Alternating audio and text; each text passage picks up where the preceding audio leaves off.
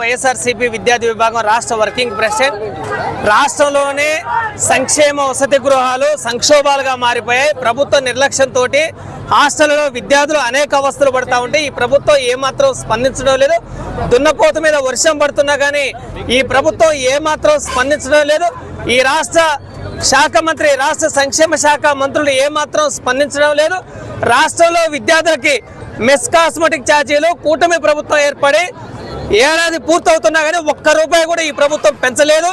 పైగా గత జగన్మోహన్ రెడ్డి గారి ప్రభుత్వంలో 550 రూపాయలు పాఠశాల విద్యార్థులకి, 400 రూపాయలు కాలేజీ హాస్టల్ విద్యార్థులకి మెస్ ఛార్జీలు పెరిగాయి. కేవలం 70 రూపాయలు చంద్రబాబు నాయుడు కాస్మెటిక్ ఛార్జీలు ఇస్తే జగన్మోహన్ రెడ్డి గారు దాన్ని 170 రూపాయలకు పెంచారు.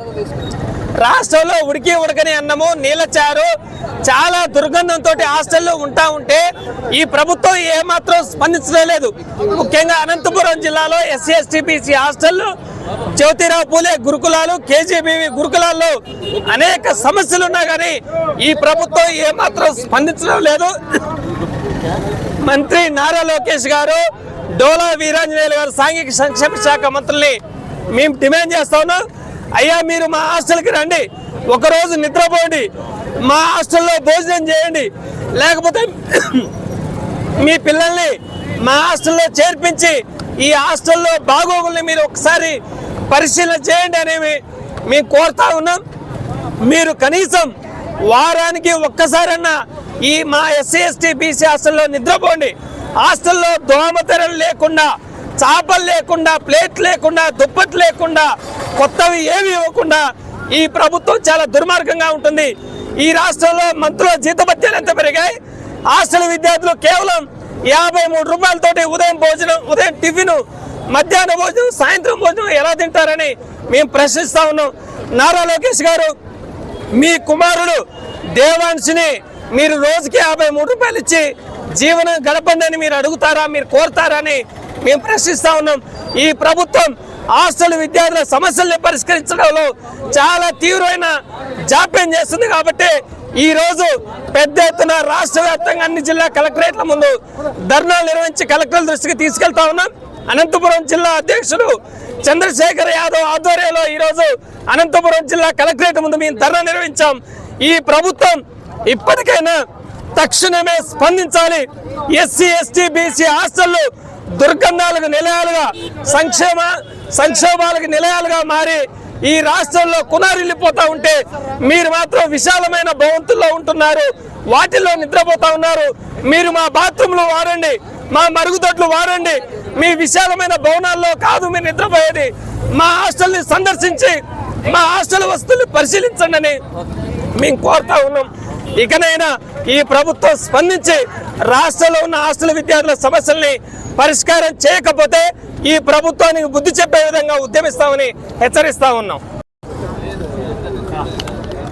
అందరికీ నమస్కారం.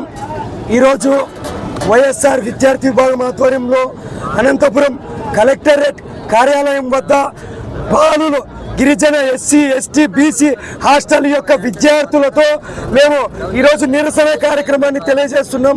ఎందుకురా నిరసన అంటే అనేక సాంఘిక సంక్షేమ హాస్టళ్లలో అనేక సమస్యలకు నిలువుటద్దంగా ఈరోజు హాస్టళ్లు తయారైనాయి.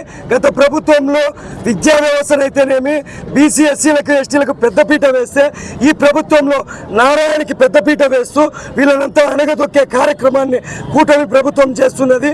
కూటమి ప్రభుత్వాన్ని వైఎస్ఆర్ విద్యార్థి విభాగం తరఫున ఒకటే హెచ్చరిస్తున్నాము. మా రాష్ట్ర కమిటీ పిలుపు మేరకు 4 రోజులు మేము హాస్టల్లో పర్యటించాము. అక్కడ ఒక్కొక్క చోట ఒక్కొక్క ప్రాబ్లం. మరుగుదొడ్లు లేవు, సరిపడ స్టాఫ్ లేరు, సరిపడ నాణ్యమైన భోజనం లేదు, మెస్ ఛార్జీలు లేవు.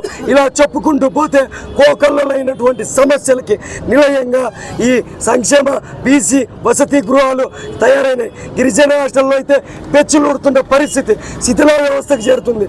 చాలా మంది తాగేకి నీళ్లు లేవయ్యా అని చెప్పి బాధపడే పరిస్థితి వస్తుంది.